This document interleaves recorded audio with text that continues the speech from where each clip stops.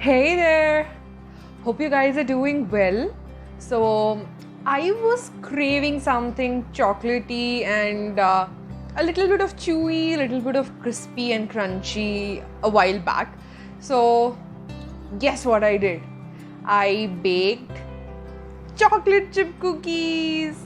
So, this is something that I absolutely love. So, these are triple chocolate cookies, they have milk. Dark and white chocolate in them. Go ahead and see how I made them. As I mentioned, these chocolate chip cookies are vegetarian. The butter that I'm using is vegan actually, but you can always substitute it for normal butter too. So I'm using salted butter, as you can see. I forgot to keep it out to get into room temperature, so I've just melted it slightly in the microwave for 30 seconds. This is like a whole 100 grams of butter that you get of Amul. If you're using unsalted butter, make sure you're adding like a couple of pinches of salt. So here it goes. I'm adding the vegan butter over here. So as I mentioned, this is salted. You can very easily make this vegetarian choco chip cookies into vegan choco chip cookies by adding plant-based milk instead of normal milk. Here I'm using normal milk because we're using only 2 tablespoons of milk anyway. So we're gonna cream butter and sugar together. So as you can see, this is 100 grams of melted butter. Here I have 1/4 cup of brown sugar and 1/4 cup of plain white sugar that we use for every day. So I'm just gonna add these both into the butter, and let's just mix it together.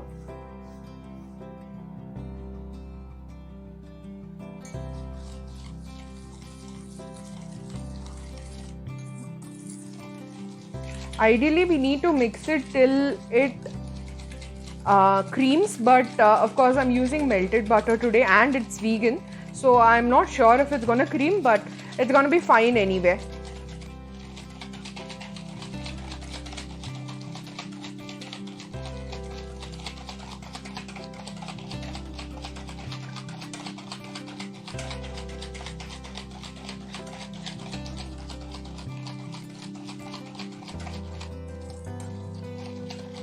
So it's mixed up to an extent right now. The next thing that I would want to add is the milk. So I'm using 2 tablespoons of milk. This is approximately 15 ml if I'm not wrong. So I'm just gonna keep a little bit back just in case the cookies are a little dry, the dough is a little dry. So we can add a little bit more. Now let's beat it. As you can see, the color is changing slightly, and the sugar is mostly mixed into the liquid right now. It's okay if you have a little bit of sugar crystals here and there. It gives you a nice crunch, and the brown sugar is there so that it can give you a nice chew. Now for the chocolate, I'm actually using this baking chocolate over here. This is a dark chocolate, milk chocolate and white chocolate. These are buttons basically. These are used for giving a good melt, but I felt like let me just try them in cookies. You can also normally like if you can use actually that Bonville and the dark chocolate that you get. You can just chop them up into chunks and add that also. And if you want different types of chocolates in it, you can go for things like Milky Bar, because of course cooking chocolate is not something that's directly available in supermarkets.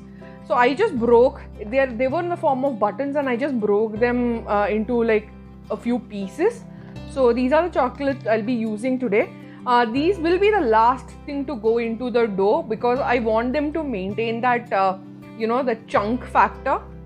So the next thing I would like to add is the vanilla extract. So this is just 1/4 to half teaspoon, depending upon how potent you want your cookies to have that vanilla flavor. As you can see, the texture has completely changed. It's creamed well right now.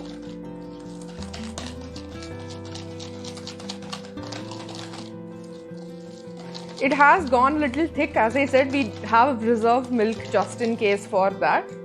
Now we're gonna add 1 cup plus 2 tablespoons of sifted all-purpose flour or maida basically.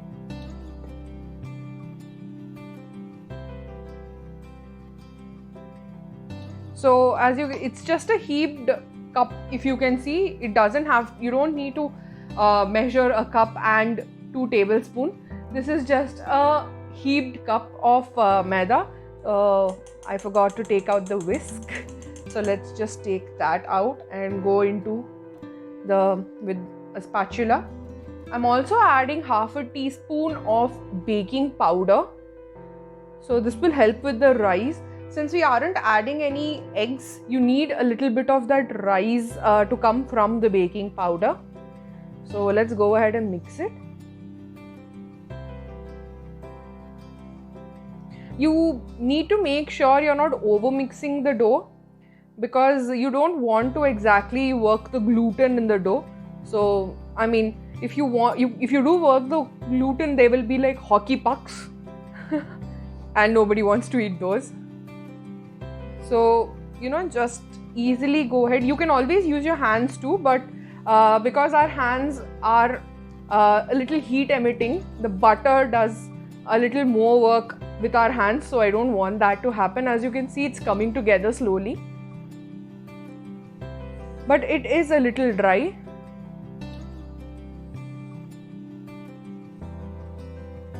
Let me add the little bit of milk that I had left, and that too with like a couple of drops only, because they do tend to need very less moisture.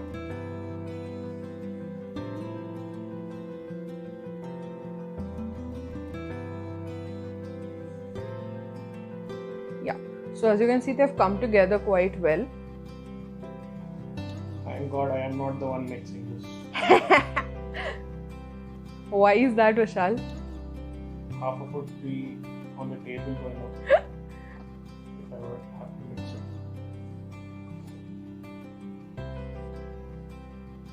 So there you go. It has, now I can go in with my hand and just clean off the spatula.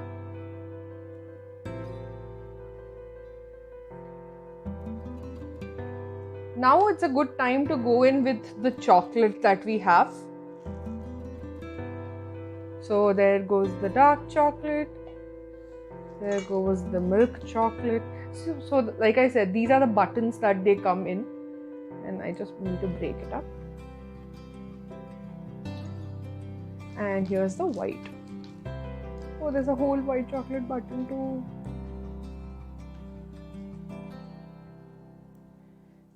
Now let's just mix it slightly.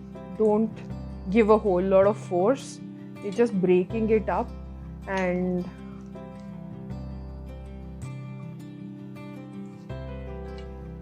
so once the dough is a little more cool, that's when we're gonna make it into cookies. Now we're just bringing it together, like basically making sure there's chocolate in every bite. And as you can see, the dough has started to come together very easily now. I don't consider chocolate chip cookie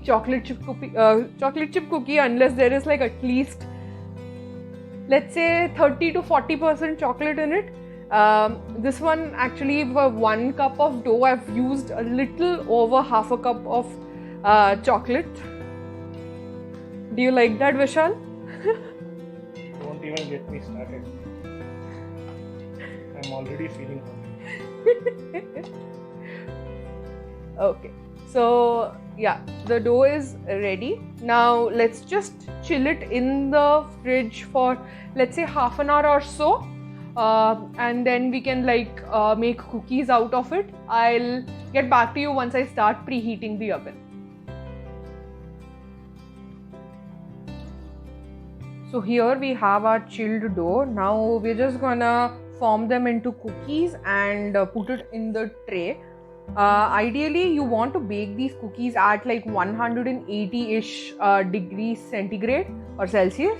Always remember to preheat your oven at least for 10 minutes at 20 degrees higher than whatever you're baking at. So let's say now actually preheating my oven at 200 degrees for 10 minutes.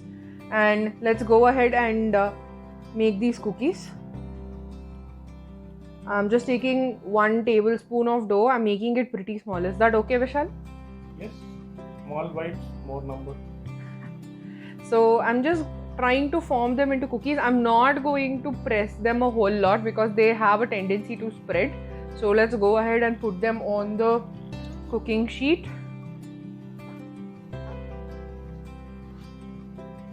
So I have lined the tray with parchment paper.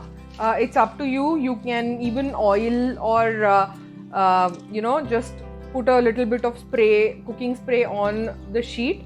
So I'm just trying to make it a little round. These do have a tendency to spread a little bit, but because they don't have eggs, they're not gonna spread a whole lot. Now I'm just gonna go ahead and churn out these cookies.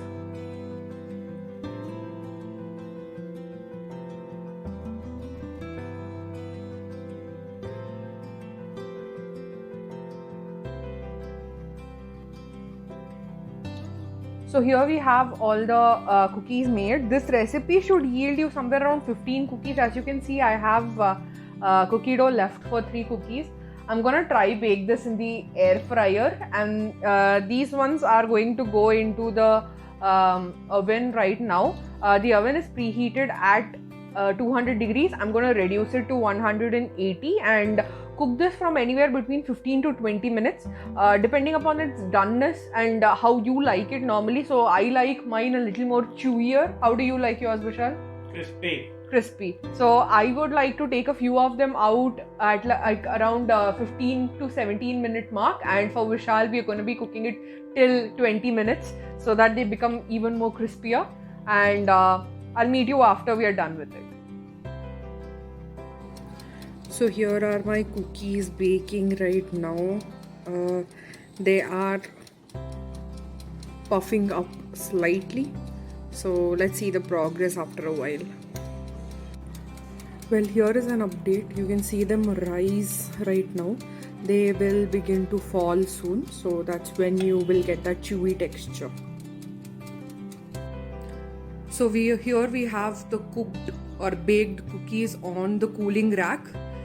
These need to cool down. They will be slightly soft initially. So as you can see, they have a little give right now. Once they cool down, they will become a little bit chewy in the middle and crispy in the sides. So let's let it cool down and then give it a taste. So let's give them a taste and find out how they are.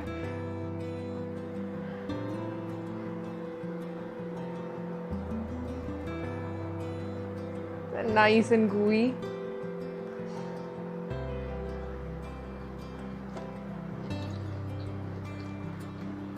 Oh my god, they're great.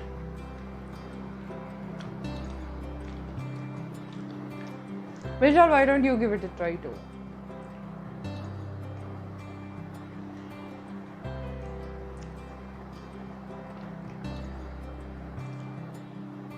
Did you like it? Nice. So Vishal likes them a little more crispy. Once they go a little more stale, they're gonna get a little more crispy instead of being a little chewy like they are right now. So I think Vishal is gonna have them after a while, aren't you? I might finish them. Okay then guys, thank you for watching. I'm sorry I'm speaking with my mouth full, but hope you liked the video and hope you'll try the recipe too. It's very simple, and see you all later. Bye bye.